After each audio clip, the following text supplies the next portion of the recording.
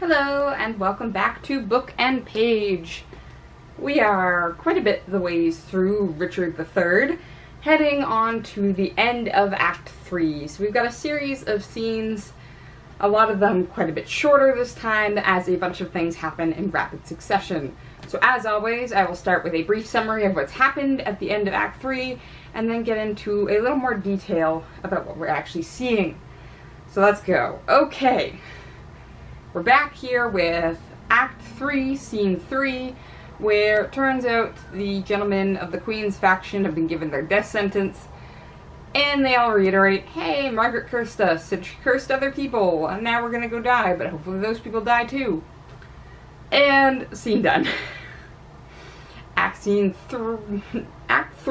Scene 4, we go to Hastings. Hastings is in the Tower of London, having a nice discussion with a bishop, some other gentlemen, and Buckingham about when the prince should be crowned.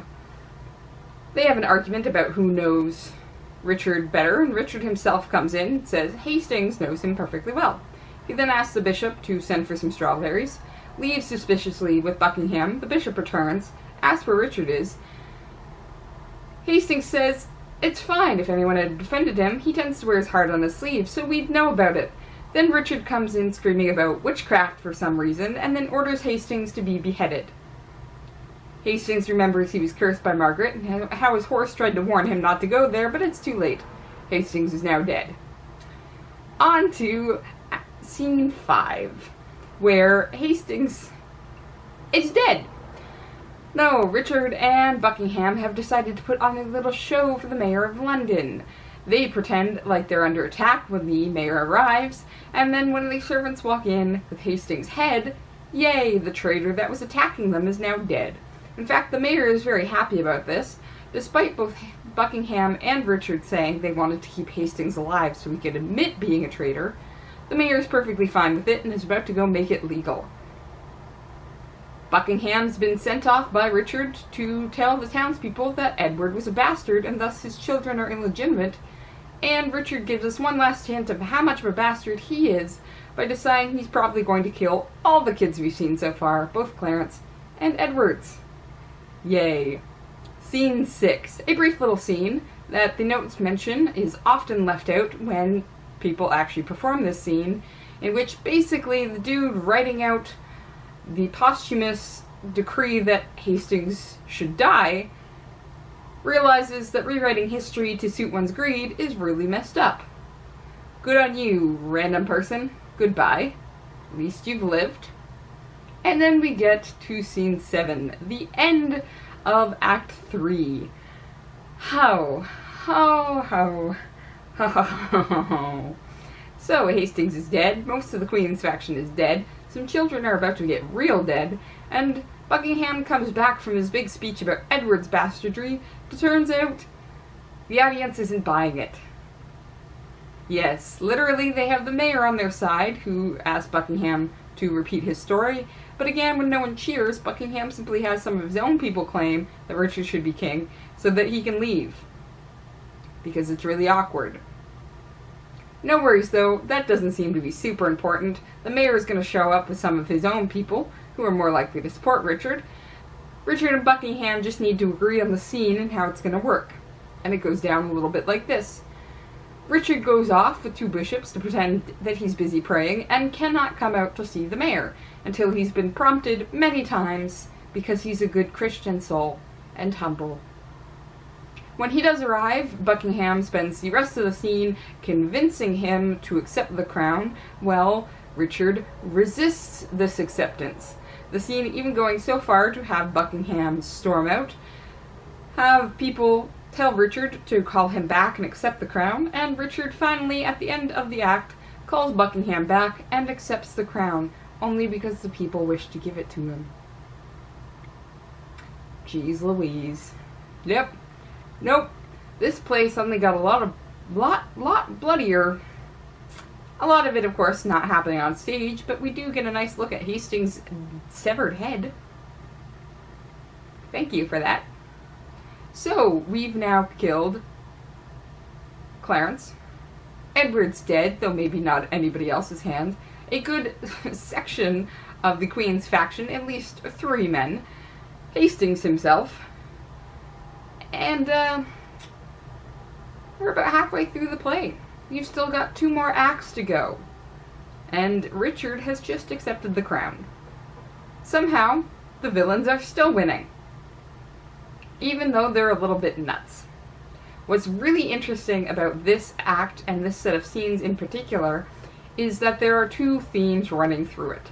A theme for the victors, and a theme for the losers who die. The theme for the losers who die shows up in the first 2 scenes we've really considered in this video, which would be scene 3 and scene 4, where, you know, they both groups realize they're going to die. And that is the recall of this curse that Margaret put on them. This is way back from Act 1 of Margaret just coming in and cursing and insulting everybody. Because these gentlemen are suddenly realizing that we were cursed and now we're going to die. But they also highlight Hastings was cursed, and Hastings remembers this when he's about to die. Then Buckingham and Richard, which should give us a sense of exactly how all of this is going to go down from here on out. Buckingham's likely to die before Richard is. Richard will get his comeuppance in the end. But what's particularly interesting about this is how serious everybody takes this now that it's come true. Before, they were certainly willing to laugh off Margaret as a lunatic, but she did correctly predict that they would see her as a prophetess in the end. So she had a much clearer view of how badly all this was going to go, before any of them really suspected Richard might be crazy. And then, in the end, they understand. This, of course, is hindsight 2020. You realize exactly the mistakes and choices you made after you've already made them, and there's no way to backtrack from this point out. What I do find interesting, though, with Hastings, is Hastings actually adds another level of sort of that prophecy, because he doesn't recall the dream the other lord told him about. What he recalls is Margaret's curse, and his horse shying away. His horse actually almost throws him 3 times when looking towards the Tower of London. So the animal itself seemed well aware that something was wrong. And this is a very interesting part of, like, the human-animal, like, relationship that's actually happening. Is animals often are much more aware of when things go a little weird than humans are. Or at least we have this idea that that's true. Rats from a sinking ship is precisely one of these. So if you're ever boarding a ship and you take a look around and rats are fleeing the ship, you're not supposed to board that ship. The rats seem to sense that doom will befall the ship, so they get out of the ship. They get off the ship. There's also been many reports of dogs, cats, many types of domesticated animals actually alerting humans when something is wrong. Whether or not this is a trained aspect, like seizure dogs, or bomb detecting dogs, or pretty much any assistant dogs, or not trained. There are domesticated animals that have warned families about house fires they have not been aware of. So we do often have this idea with animals that they understand things and can perceive things that we necessarily can't. But like Hastings here, it's a question of how much we pay attention to them and how much we actually ignore them. Hastings again has hindsight 2020. He now understands what the horse was trying to communicate to him now that he's reached this point. But he never considered prior to this point that the uncomfortable horse, unsettled horse, would actually mean something for himself. Or, other way around, it really didn't. The horse was just spooked by something in the more near vicinity, and not a premonition of death of its rider. And Hastings, in an attempt to understand the fact that he was facing down death, attempts to justify all the moments that could have saved him, but he no longer has the power to take. Which is to say, how do you, in your own head, deal with the fact you're about to die? What's interesting then between these two scenes is the group of lords before find companionship amongst themselves. There are 3 of them going to their death, so they actually all embrace each other and go together. Hastings, on the other hand, is precisely alone. He does not have any allies here. So the fact that he actually recalls his horse's reaction says again that humans are very social creatures. In order to avoid being alone in death, Hastings actually recounts a moment prior to this that he had with a horse. He does so with Margaret as well, but the horse is very interesting simply because he doesn't have companions in that moment, so he thinks about a companion that he believes tried to warn him prior to this point. So it's a very interesting difference between the group of gentlemen finding companionship with each other and Hastings alone finding companionship in an animal that he should have trusted more. So a very interesting little sort of comparison for the losers of this act. And they do effectively lose. All of them are beheaded. But we really only see Hastings' head. We can assume, by going through Margaret's curse several times, that the other 3 gentlemen have been dead at this point before we kill off Hastings. The theme happening to the victors, however, is extremely interesting when it comes to a play. Because the theme for the victors in this act is precisely acting. It comes up repeatedly where Buckingham and Richard will actually set up a scene in order to act out what they want to have happen. They actually discuss acting and timing before the mayor approaches, so they can have this little scene about Hastings attacking, and they defending the city and successfully killing Hastings before he can prove a traitor properly.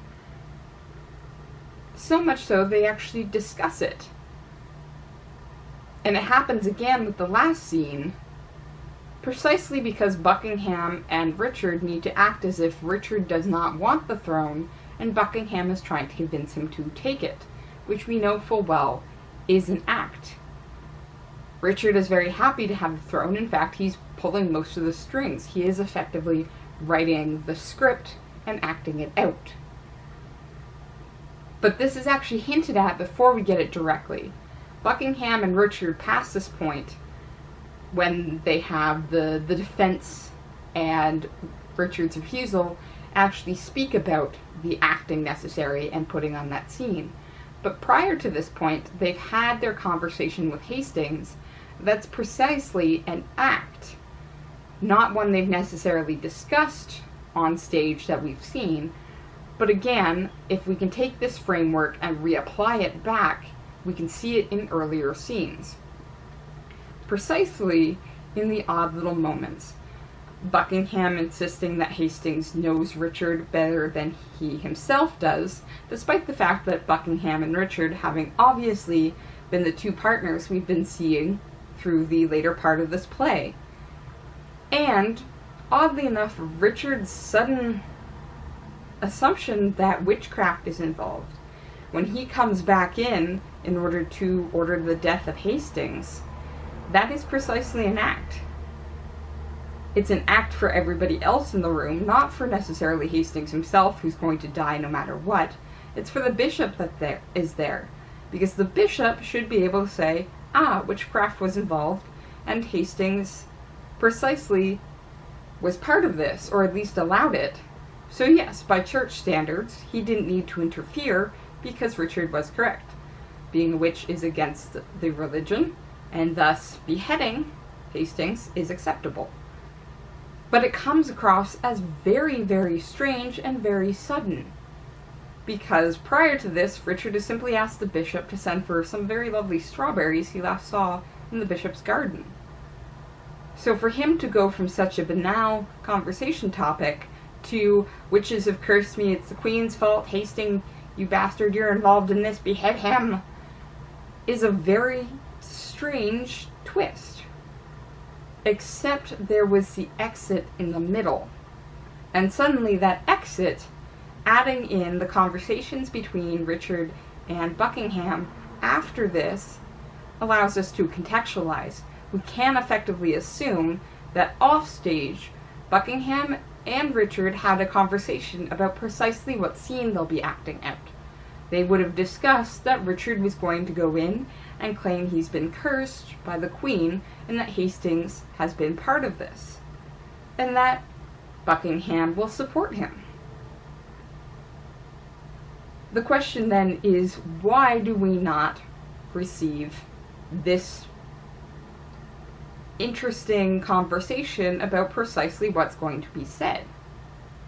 Part of it, I think, is Shakespeare does try to set up our perspective as closer to Hastings, while still understanding how naive he is. We're not privy to the entire conversation, but we're certainly more privy than Hastings is. Hastings spends most of the last scene he's alive insisting that Richard wears his heart on his sleeve. If he were upset, you would know it. If he were happy, you would know it. Which we know full well is not how Richard works. He can play any part he needs to. He's an effective actor. So by having Hastings and us unaware of this conversation about acting, and having Hastings see the character and not the actor, actually really sets up this conversation about acting and stage work prior to us seeing the nitty-gritty of the backstage work we'll see with Richard and Buckingham. What Shakespeare is actually doing here, in a very interesting way, is precisely peeling back the layers for how theater actually works. We've been allowed to view the character Richard III. But as we go through these scenes, through the use of other characters, we begin to understand precisely the facade of Richard III, then the actor Richard III, and then the backstage of Richard III using Buckingham. Which is precisely actually a way to draw you away from the recognition this is in fact theater itself. Because you're seeing the character Richard III. The deeper layer is whoever is acting that character on stage, be it a celebrity, a Shakespearean actor, or a high school production with a little high schooler playing Richard. And then the backstage of that is precisely further different from this backstage presented on stage. Allowing you to see these layers actually draws you away and deeper into the story rather than breaking your suspension of disbelief to see the theater itself. Giving you enough layers to look at without ever stepping out of the story means you don't have to be aware of the actual layers of the theater. Shakespeare is giving you a glimpse without actually ever giving you a glimpse. This is especially important since it is a history. Shakespeare is essentially offering propaganda against the losing family in the War of the Roses. So by offering these layers to you, you're less likely to notice at the immediate point in time that propaganda is actually occurring. Was Richard III historically as bad as Richard III, the character, was? Was he, honestly, the conniving and acting type who achieved kingship for such a short time? Did he actually kill as many people and his own nieces and nephews? Or are we simply trying to present an image to be accepted over and above the historic image, because it's deep enough for us to grasp without having to ask the complicated questions about our own system? We can see complications in Richard III without necessarily having to take into account our own monarch, Elizabeth I, or later James I. We can enjoy theater without recognizing it as theater. So Shakespeare here is actually very interesting in allowing that to happen. And again, he undercuts it in a little scene that most productions do not include. And that's the sixth scene, where the writer is writing out Hastings' death note after Hastings has already been killed. He's basically writing a warrant that will justify this death, as though the death hasn't happened yet. He's rewriting history so it sits well for the victors. And for the common folks, then that don't have to question the victors. They can simply accept the story they're being told. The problem is, though, that writer is aware of it, and aware of how wrong it is. He might have to do it simply because, again, he's under orders. But he does not like the rewriting of history. He does not like this performance aspect that kills men and then acts later as if they deserved it. So Shakespeare, in a very small scene that most acting groups don't include, is pointing out precisely what he's actually doing with histories like Richard III. How much of that scene is actually Shakespeare inserting himself in a very odd way? It's especially important to note that that scene is occurring between two discussions about theater and acting on the political stage. The victors might be winning right now because they're very good actors, but rewriting history isn't going to win them the war. Maybe that's what Shakespeare is actually warning us about. To see the theater through the story, and to see the propaganda through the history. I'm going to keep reading, and I hope you do too. See you next time.